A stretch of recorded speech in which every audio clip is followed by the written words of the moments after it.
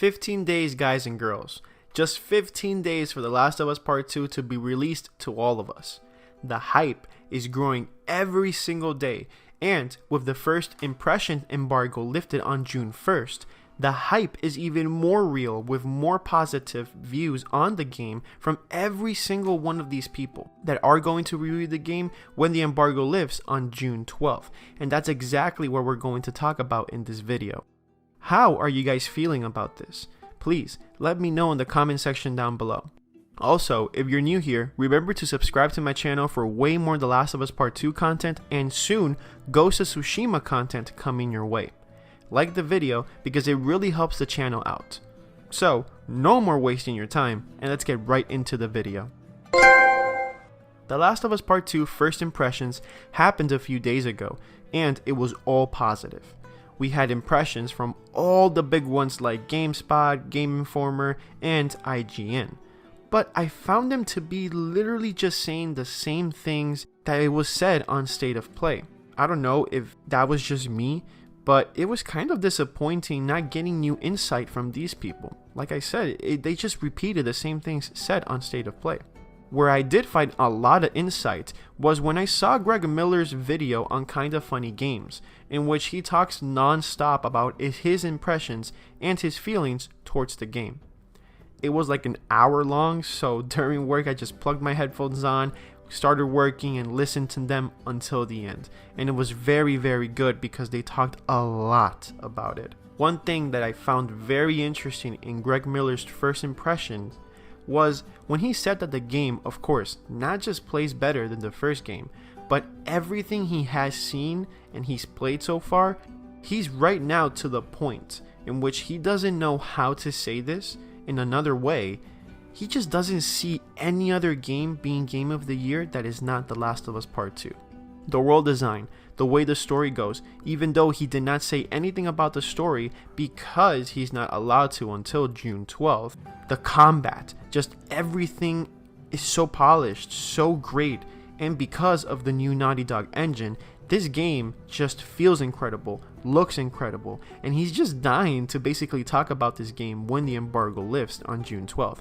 So you can see how Greg Miller is super excited for the game, he's super hyped, and if somebody of his caliber, somebody with his reputation, always saying how games are, that's incredible.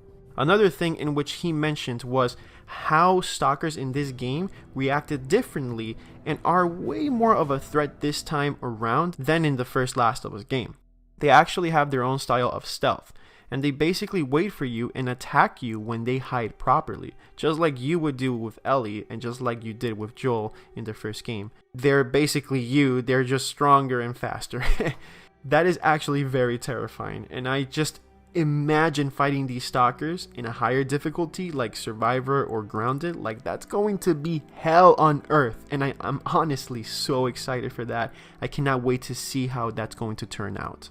Talking about difficulty, I came across a YouTuber named GrizGaming who actually received an early access code to The Last of Us Part 2, and he played it on the most difficult setting available from the beginning, which is going to be Survivor. The thing that I got most out of his video was that in Survivor, Listen mode is actually turned on, while in the first game, Survivor and Grounded were disabled, and made the experience way more intense. So it was actually surprising that this time around you can use Listen mode in Survivor mode. Probably, I mean, this is just me thinking, probably just the mode Survivor is just way too hard at first, and you actually need Listen mode. I don't know of the logic, that Naughty Dog had by basically putting the Listen mode in this game, but they didn't put Listen mode in Survivor in the last game. I don't know, but I think for those who want to play Survivor mode without Listen mode, I think you can just turn the option off. I mean, I don't think that's a big deal. You just have to turn it off if you don't want it to make the game as hard as possible. So if that's the case, then good for everybody that wants to play it that way. And also for those who want to play Survivor mode, they now have the option to basically use Listen mode. So it's not that bad. Most people can feel good about this. And because Naughty Dog has improved enemy AI compared to Last of Us Part 1, I know this is going to be a shit show if you decide to play Survivor in your first playthrough. So be prepared, my guys. Also, one last thing about difficulty settings will be that everyone can customize how hard or easy you want a mode to be. Meaning, if you want to play in hard mode, for example, you can actually make it a little bit harder. It's like creating your own hard mode 2.0, I guess. Like, let's say preparing you for Survivor. So it's like you play hard mode, but in this case, if you tweak certain settings, you can actually play between hard mode and Survivor. So like the difficulty in between, I guess. And then if you want to play a little bit easier, it could be between normal and hard, like, you know, that middle between both. So I don't know if that's how it's going to work, but you can actually tweak how hard or easy you want it.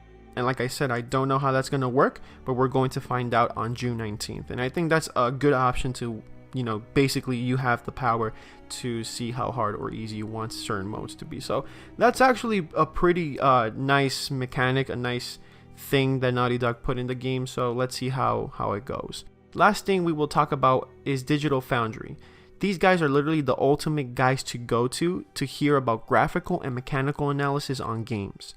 They also have great contact with people from Sony, so these people really know what they're talking about if it's anything Sony related. So these guys confirmed that the game will run on 1444p on 30 frames per second. They did not talk about this game being 60 frames per second on launch, and basically talked about the possibility of Sony going on two approaches for The Last of Us Part 2 for a PS5 version.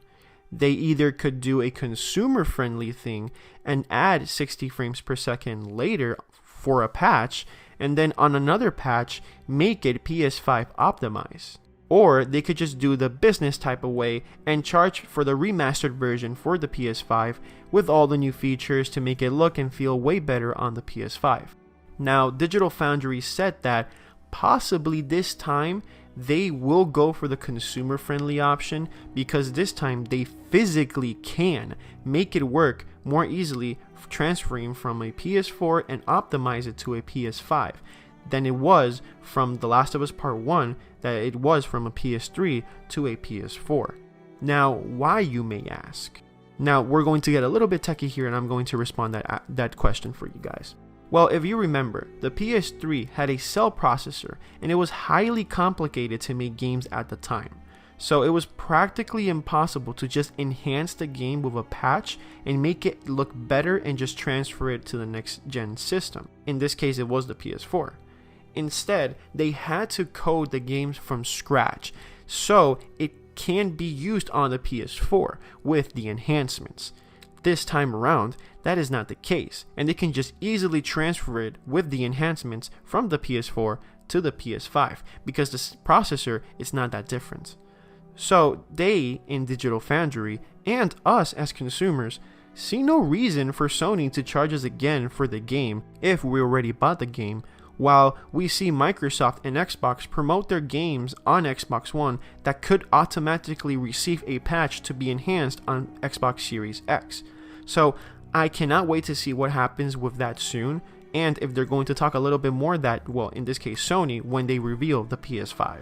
So if you want to see their videos explaining all this in way more detail, everything about The Last of Us Part 2, I will provide links to you so you can check them all out. The videos from Greg Miller, GrizGaming, and Digital Foundry. You can find that in the section down below. Please, tell me what you guys think about in the comment section down below. I would love to know what's your insight about this situation and about the new impressions.